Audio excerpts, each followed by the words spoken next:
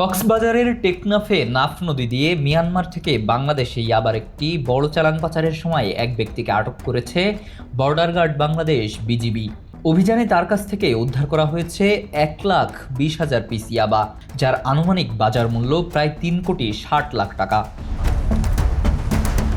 বুধবার ভোরে শাহপরীর দ্বীপ সীমান্ত এলাকায় বিশেষ নৌ অভিযানের সময় জাগির হোসেন নামে 28 বছর বয়সী ওই ব্যক্তিকে আটক করা হয়। বিজিবি জানায়, গোপন সংবাদের ভিত্তিতে সীমান্তে নজরদারি জোরদার করা হয়েছিল। অভিযানের এক পর্যায়ে মিয়ানমার দিক থেকে দুটি বস্তা নিয়ে একজনকে সাঁতরে বাংলাদেশে প্রবেশের চেষ্টা করতে দেখে বিজিবি সদস্যরা ধাওয়া করে তাকে আটক করেন। প্রাথমিক জিজ্ঞাসাবাদে আটক ব্যক্তি স্বীকার করেছেন, তিনি মিয়ানমার থেকে ইয়াবা চালান এনে বাংলাদেশে প্রবেশের চেষ্টা করছিলেন। পরে তার সঙ্গে থাকা দুটি বস্তা তল্লাশি করে উদ্ধার করা হয় 1,20,000 পিস ইয়াবা।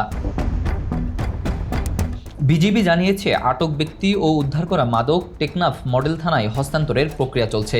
একই সঙ্গে সীমান্তে মাদক ও চোরাচালান বিরোধী অভিযান ভবিষ্যতেও অব্যাহত থাকবে বলে জানিয়েছে BGB. Desk report, the news. দেশে দেশে সবার সাথে দ্য নিউজ।